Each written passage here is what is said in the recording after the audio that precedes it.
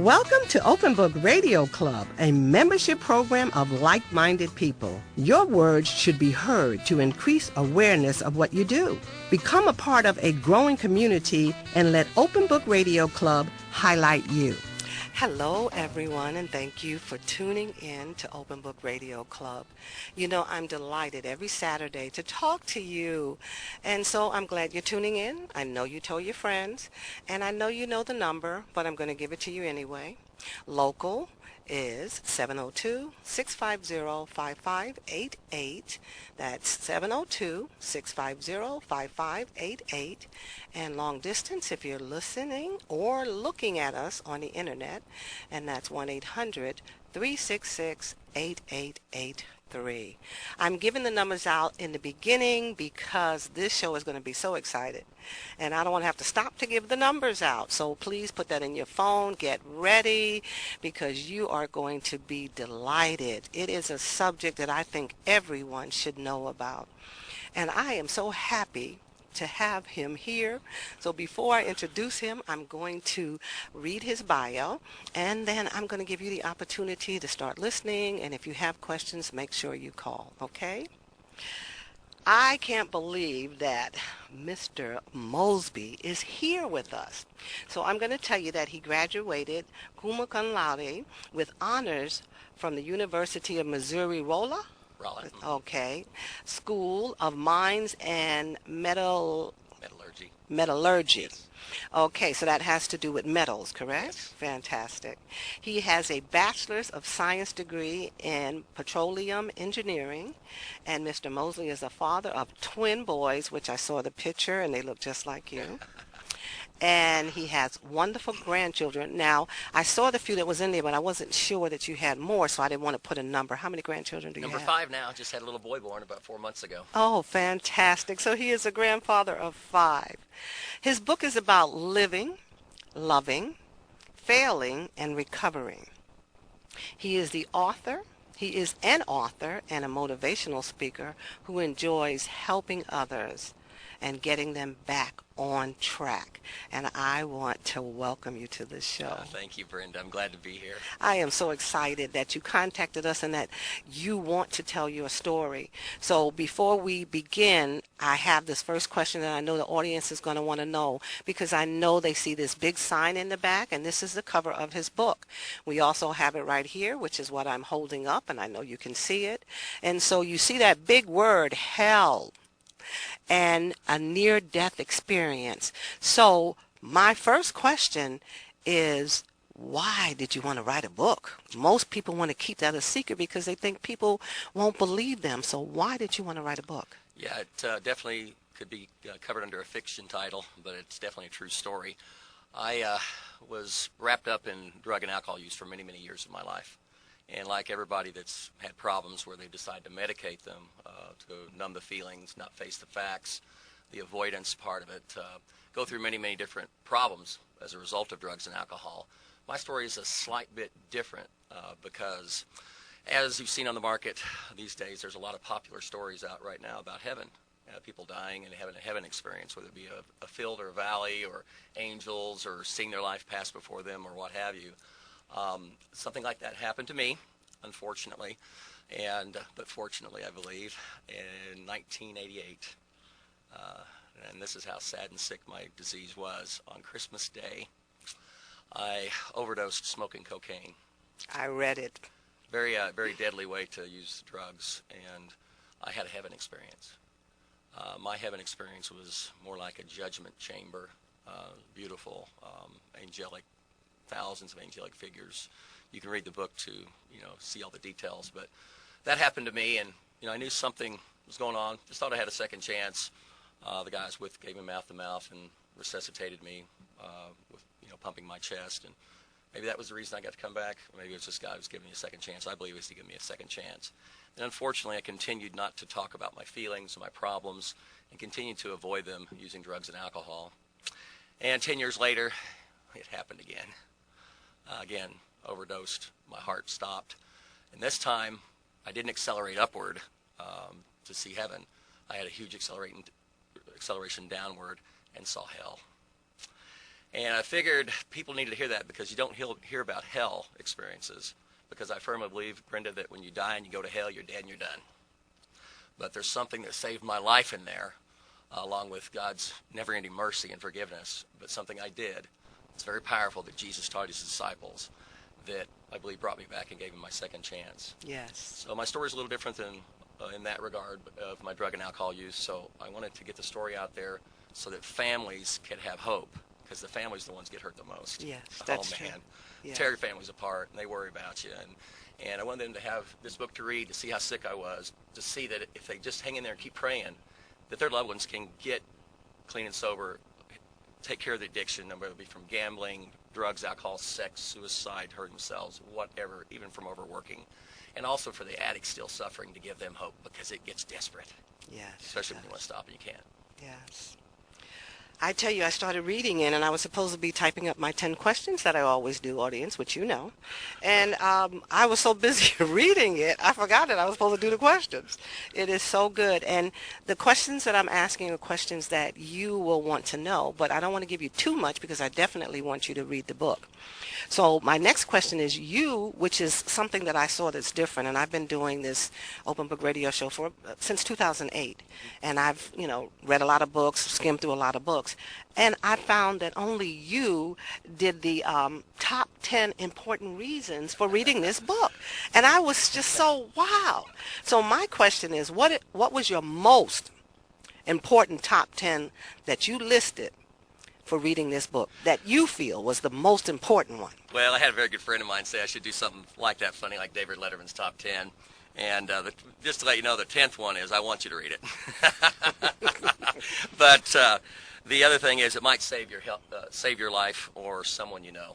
Yes. And most people have been touched by some type of addiction in their life, and you never know really how bad it is. And if it can give one person hope, and the bottom line is, too, number 5 of the reasons is your mom would want you to. Yes. I thought that was great. I was like, wow, this is so funny, but true. Yeah. Why do you call it a near-death experience? I know that you're here, and I understand that. But you actually died, went, came back. Died, went, came back. I mean, and nobody, like you said, they talk about heaven, they died, something happened, they went to heaven, they came back. They didn't do both. And then I only read one where the guy went to hell and came back. Yeah. And you call it near death, so the question is why? Yeah, the near death is the coined term for people that have the experiences where they die, their heart stops, they're pronounced dead, in many cases by a doctor or paramedics. And then they have this vision of something else, of a heaven mainly type experience, to give them an overview of a look to do whatever it's planned for in their lives, to give them the insight to move forward and hopefully do something good with the feeling. So the near death, died, but didn't finish dying, so near death. I guess that's how it comes out. Okay. That's the coined Okay. phrase.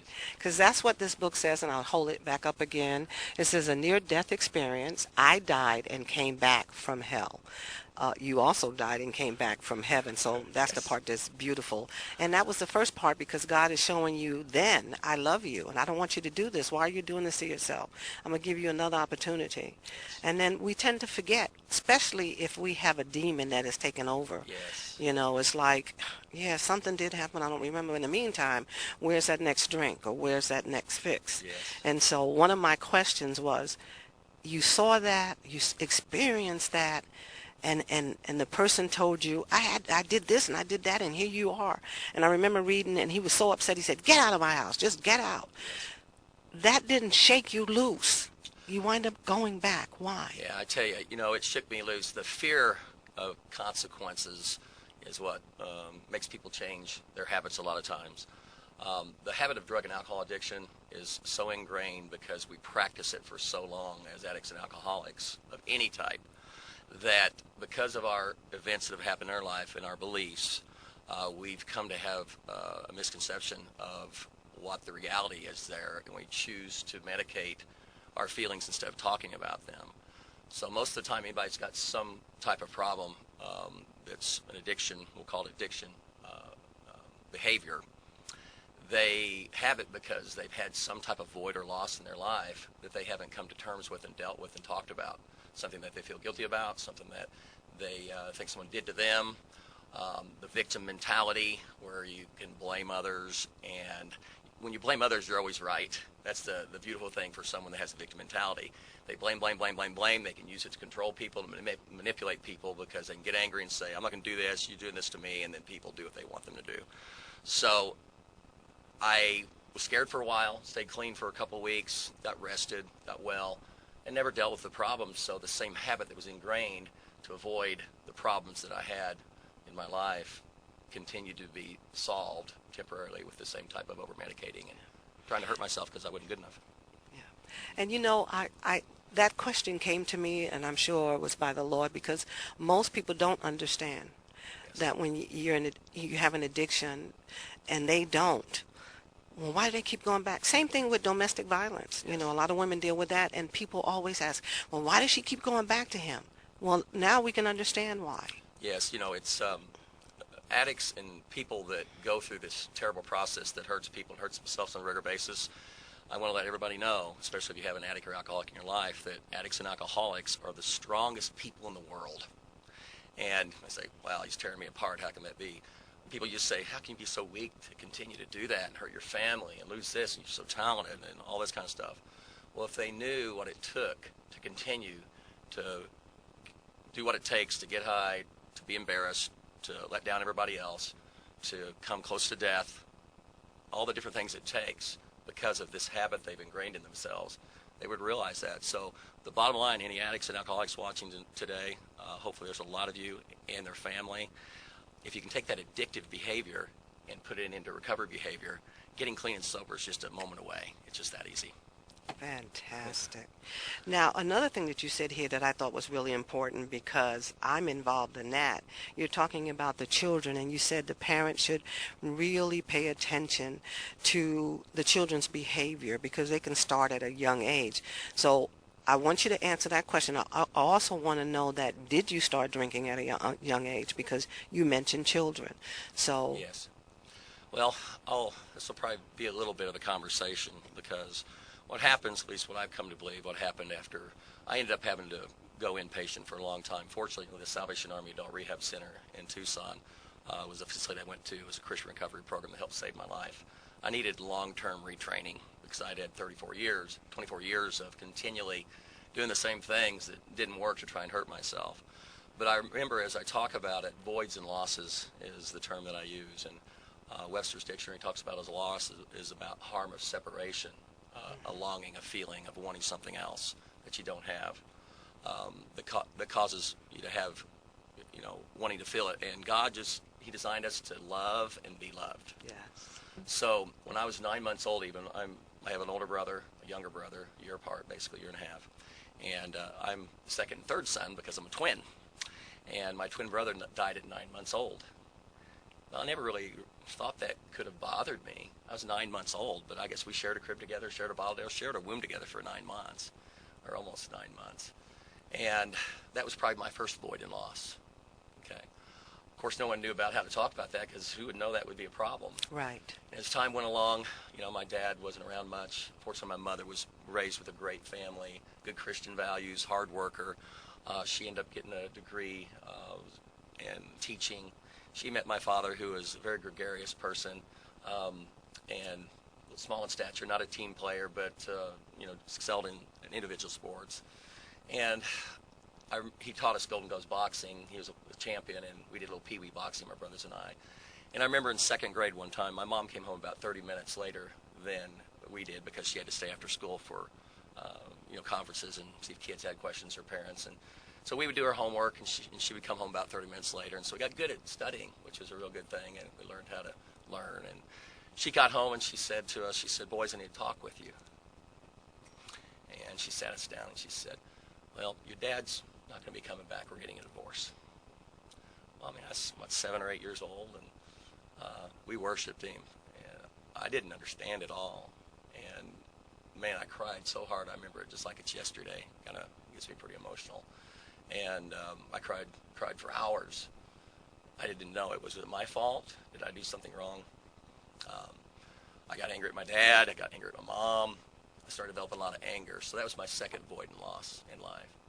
And things kind of went along, and about a month later, she came over to school and said, boys, I need to talk to you again. And she said, Dad's got in trouble, and he's going to go to prison. And there had been men coming to the doors and, knocking the doors, and she would always say, they're looking for your dad, and tell him he's working or whatever. But she said it might be in the paper. And you got to understand, this was back in 1970, where we didn't have internet, didn't have cell phones, we didn't have all these TV channels. We had 3 channels. The most important things were church, sports, music, or that type of scenario, in school. Yes. Okay, and we had newspapers, and everybody read them. You read the newspaper. So there might be an article in the paper about this, so I just want to let you know in case somebody says something to you at school. And sure enough, we were in Cub Scouts, and I don't know if he's listening, he might be, but little Doug Rippey, I guess I could Facebook him and find him now if I wanted to, but maybe he'll want to do that after he hears this. But he started chanting in the group of guys as we were hanging around, "Your dad's a jailbird, your dad's a jailbird." It really, really upset me, okay, because I was mad at him anyways. And so I went home that day and told my mom, and like all good parents, the comment we give to our children when something happens is, "It's okay, you'll do better next time," or in this case, "It's okay. I'm sorry you had to have that happen." He hugged me, it's all right, it's going to be okay, but you need to take that extra step, because I know you're all great parents and want to be great parents. Take the extra step, and when you say it's all right, it's okay, don't end it there. Continue to talk and tell them, this is what you do next time, or okay, we'll practice a little more on those parts you didn't like, or maybe you're interested in soccer instead of football. You're so fast, maybe we could go ahead and put in that direction since you're not feeling comfortable doing that anymore. Give them an idea to make it okay. Because the next day I went back to school, and I made it okay in the only way I knew how, with my anger. The combinations that never really worked that great in the ring with the little pee-wee boxing worked really great on Doug Rippey's nose, and I busted his nose and got in trouble. And it was really an angry situation, and fortunately my mom was smart. What a beautiful lady she was. She's the best of mothers. Everybody will probably say theirs is better, but she, that summer, we moved to a different school district to avoid that embarrassment. And then again, things continued to move along. We're doing great. She went to 3 boys' ball games, basketball, football, track, baseball, everything. Washed all those clothes by hand. I remember before we had those stain relievers, the grass stains, did all that. So we were doing great. Everything was fine. And then in 8th grade, after basketball practice, the long hair that was an athlete, the rich kid, and a cheerleader who was a little on the coy side, the wild side, had finished practice, and they were talking and said, "Let's go to the trees to smoke." And I said, "Oh, can I come with you?" And the trees were a big bunch of trees around the practice field where you could hide, and this long-haired guy brought out a funny-shaped cigarette, and I said, "What's that?" It kind of surprised me. It looked like a cigarette I was thinking about. And he said, "It's Mary Jane. It's pot. It's a joint." He said, "You want some?" I said, "I'll try it." And I tried it. And it was the first time I'd filled my void and loss with alcohol and drugs. Shortly thereafter, sex. So we didn't talk about sex. I don't know. Hopefully parents are doing it these days. There's so much influx with all the technology and the temptation, because the devil's of this world. He'll jump right in and fill that void and loss of love. Yes. And it wasn't that anybody did anything wrong. It was just that we didn't talk about it. And then again, shortly thereafter, I was second-string quarterback in junior high, and we fed into another junior high, into a feeder school for high school. And the first-string quarterback didn't grow that summer, but I did. So I was in the running for first-string quarterback. And again, in practice 2 weeks, first day of school, ready to conquer high school, ready the sports career, going to be the quarterback, all that emphasis on sports. And right after practice, we had a drill called Oklahoma, or Hamburger, where it was a practicing drill for blocking and tackling. I was the linebacker in the drill. 2 linemen, one flew through a block on the guy to push him out of the way, and the running back comes through, and I stuck him, hit him, started driving back. Then the other guys, the 2 linemen, jumped on top, and my cleat was back here. Instead of going backwards, it pushed me straight down and broke my femur right in half. So I won't get into gory details of how that went along there, but the bottom line was, again, I had to listen to the ambulance drivers all the way to the hospital talking about how I was never going to play football again, had a broken leg. And as I laid in the hospital gurney in temporary traction, crying, I just couldn't wait for my mom to get there and hold my hands. But again, another void and loss, no more football career. I was really angry. We didn't talk about it because we just didn't talk about it. What could we do different? What could we do next? How could we take something and put it back in there again?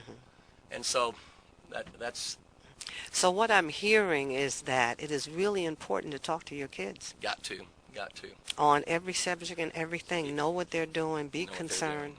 Yeah, and talk to them, because yeah, that talking could talk out what is going on in their minds, and especially men, because they tend to hold things back. definitely. You're showing me that you had a love for your mother, and so she would have been able to open you up, and you would have been able to express that, and that might have would have helped. Definitely. Yeah. And And there's always the enemy out there to give you what you need, so you're saying that he filled that he with did. the wrong stuff. He did.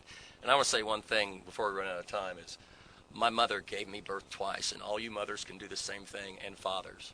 She gave me birth once in the womb, but the second time she gave me birth is she used to take us to church, and I was not nice. I would be kicking and screaming. I don't know if anybody's experienced that before. I've heard some people say I don't take my kid to church anymore because they raised too much hell about it. Well, the devil doesn't want to go to church, but because my mom made us go to church and helped us know about Jesus when I needed it the most and I was dead and sick and in my addiction, all I had to do was ask Jesus to come into my life and take away my guilt, and it happened like a rush of the wind and cleansed me. Yes. That's my recovery story, is the healing power of Jesus Christ. Definitely. Yes. Definitely. I don't want to give the book away, but there is that part where, you had died again, you saw hell, and you knew you didn't want to go there. And in hell, you started praying. Yes, and that's another reason why you got to take your kids to church. They've got to learn the Lord's Prayer. And it makes sense, because when the disciples asked Jesus, Lord, how should we pray? He taught them the Lord's Prayer. And if you break it down in each of its little pieces, it's got something for everything. Doing will, doing good, prosperity, life and love, and then forgiveness, big Yes. key, but delivers from evil. Yes, yes, yes. And I won't go into detail about what happened, but as this terrible torment was happening to me in hell, I started just gasping the Lord's Prayer, gasping it. Deliver, our Father, who art in heaven, hallowed be thy name. And I couldn't breathe for a while, and this terrible pain was going on. And then finally, when I was gasping, I said, deliver us from evil. Whoosh! I came back. Now, this house I was at, the guy that was there wasn't giving me mouth to mouth and wasn't beating on my chest. He was stealing my stuff in the room where I was at. So it wasn't somebody else bringing me back. God gave me back. Yes. Because I used the Lord's Prayer and the power of deliverance for the Holy Spirit. Yes, yes. And it makes me also believe it's possible when you get to hell you can be forgiven still and maybe not go there. So another whole topic, but Yeah, maybe we'll talk about it later. So I see you have a couple of books, and if they wanted to get this book, because we are going, those minutes are, and I want Yes. to make sure that they know, where would they go and get your book? Well, right now I don't just started promoting the books. I don't have a website, but you can go to Amazon.com. You can go to BarnesandNoble.com, iTunes.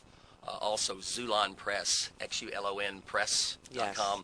That's the publisher of the book, but readily available. Yeah, I went there. That's how I got the picture of you Oh, and the beautiful. picture of the book Yes. and all that information, and stuck it on Facebook so that everybody could tune in. A lot of times when the show was so good, they don't want to call because they don't want to miss anything. Yes. So those places you can go to. The main reason why you wrote the book is because you experienced that, but you're trying to help people do what? Trying to help people, families have hope that their addicted person, their family can get clean and sober. And Yes. not give up on them yet. Yes. Don't enable them, but don't give up on them. Yeah. And the addict's still suffering. To get Yeah. hope. And since we're a Christian radio station, I can let out the secret. So many people are interested in this near-death thing because of the psychic phenomena of it all, and everybody wonders what's after life. Yes. So I'm hoping some people read it, and maybe they'll come to Christ because of it. Yes. It's really important to secret. do so. Yes. Well, I want to thank you for coming on to the show and talking about it. Again, I want to hold this book up so everybody can see it. You can see the poster here. No one really wants to go to hell. No. Not and stay there. No. The most important thing that I got out of this book is the fact that there really is a heaven Yes. and there really is a hell. Yes, they both exist, and we can be as self-centered as we want about it and try and think there's not one and not the other, but they do both exist. Yes. And the best place to go is... Heaven. Come on up. Well, I tell you one thing. When God cleans you up, he cleans you up because you look fantastic. Oh, thank you. Yeah, I feel great. You would never know. You I would know. never know, and that's how good God is, Yes, isn't he it? can make a brand new slate from a really dirty board. Yes, yes, yes. Well, I want to thank you again for coming, and go ahead and give your name and tell them one more time before we go off the air where they can get your book. Yes, I'm Grady Mosby, and a near-death experience. I died and came back from hell. You can get it at Xulon Press, xulonpress.com, or on your Kindle or iPad at Barnes & Noble or Amazon.com. Thank you so much for tuning into Open Book Radio. I look forward to seeing and hearing from you next week. Bye-bye. Thank you.